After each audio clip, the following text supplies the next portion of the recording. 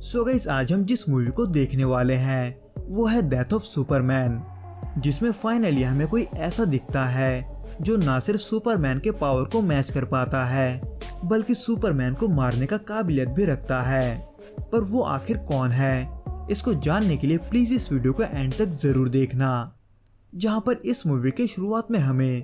मैनहाइम अपने साथियों के साथ मेट्रोपोलिस के मेयर को किडनैप करता हुआ दिखता है, जिसमें इस दौरान मैनहाइम और उसके साथी एडवांस सूट के साथ साथ एडवांस हथियारों का भी इस्तेमाल करते हैं, जिसके वजह से दो डिटेक्टिव कई कोशिशों के बावजूद भी उनको नहीं रोक पाते बल्कि उल्टा वही खतरे में पड़ जाते हैं। पर तभी वहां पर सुपरमैन आकर उन दोनों डिटेक्टिव को बचाते हुए मैनहाइम और उसके आदमियों से निपटने लगता है। वैसे तो मैनहाइम के पास एक मदर बॉक्स भी होता है, पर वो उसे यूज नहीं कर पाता, इसलिए आखिर में उसे जेल जाना पड़ता है। जो कि चल ही रहा होता है कि तभी वहां पर फ्लैश और साइबॉर्ग भी पहुंच जाते हैं, जहां साइबॉर्ग को मैनहाइम के एडवांस सूट को देखने के बाद ये पता चलता है कि वो मटेरियल दरअसल पृथ्वी का नहीं है बल्कि अपोकलिप्स का है, यानी कि डार्क साइड के दुनिया का। इसलिए उसके बारे में और भी जानने के लिए साइबॉर्ग उस मटेरियल को अपने पापा के पास ले जाता है, जिसमें इस दौरान सुपरमैन अपने अपॉइंटमेंट के मुताबिक लोइस लेन से एक इंटरव्यू के लिए मिलने जाता है, जहां वो अपने दुनिया के टेक्नोलॉजी को यानी कि क्रिप्टॉन के टेक्नोलॉजी को सभी से शेयर करने की बात करता है और उस एयरक्राफ्ट को दिखाता है जिसमें वो पृथ्वी पर आया था। जहां सुपरमैन उस क्राफ्ट को दिखाते हुए अपने लोगों और अपने बायोलॉजिकल पेरेंट्स को भी दिखाता है।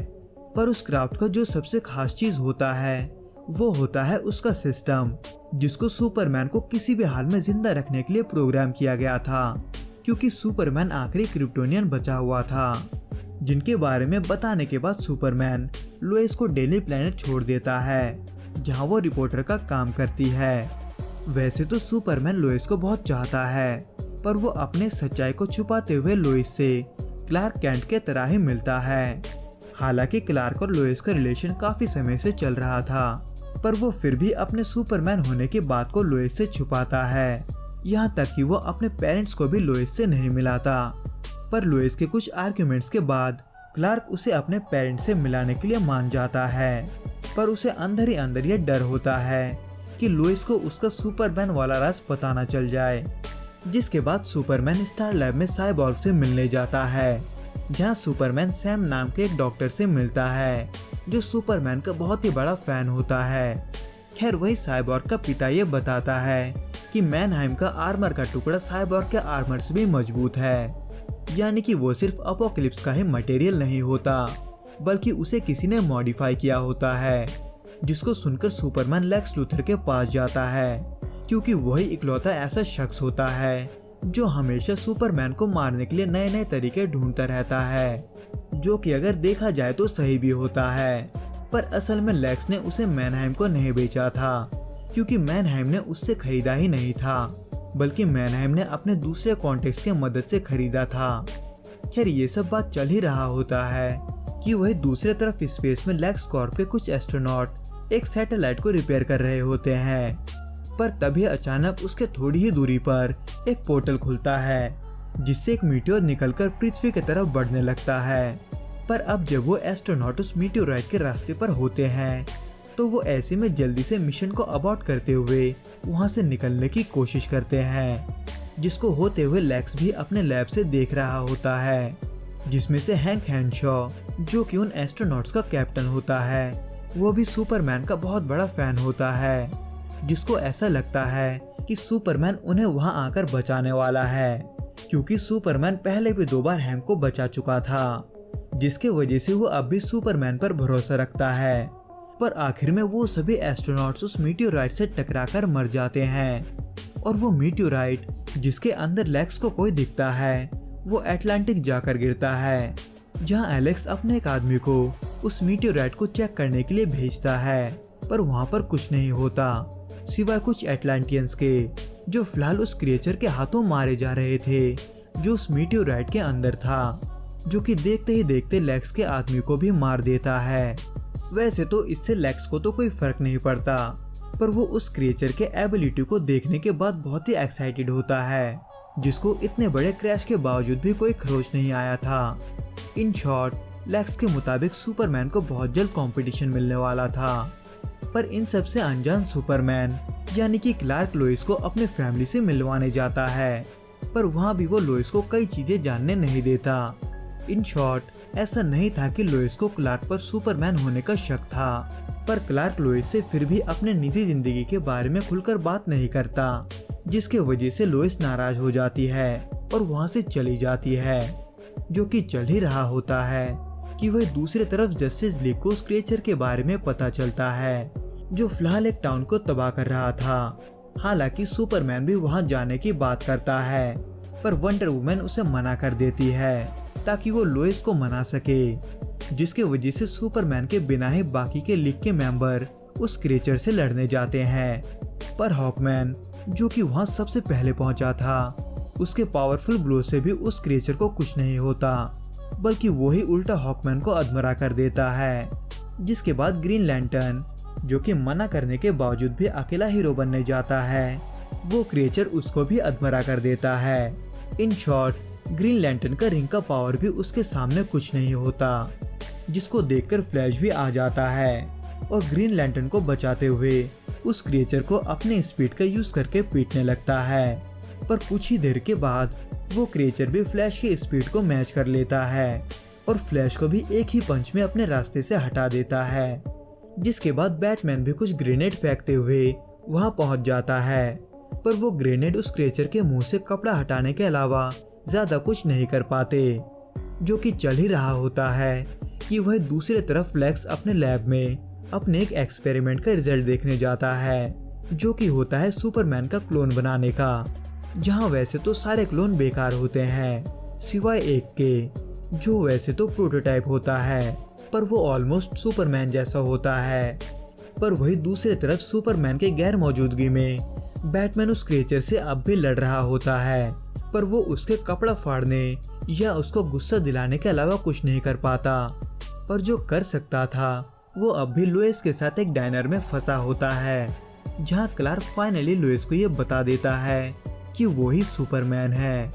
जिसको लेकर के दोनों के बीच आगे बात चल ही रहा होता है कि तभी सुपरमैन को मदद के लिए कॉल आता है।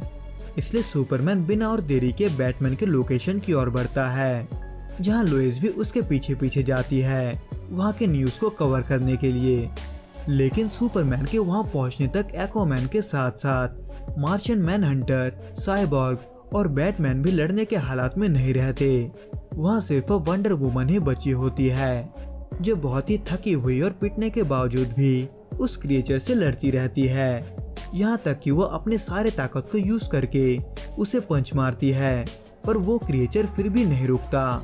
यहाँ तक कि वो वंडर वुमन का तलवार भी तोड़ देता है,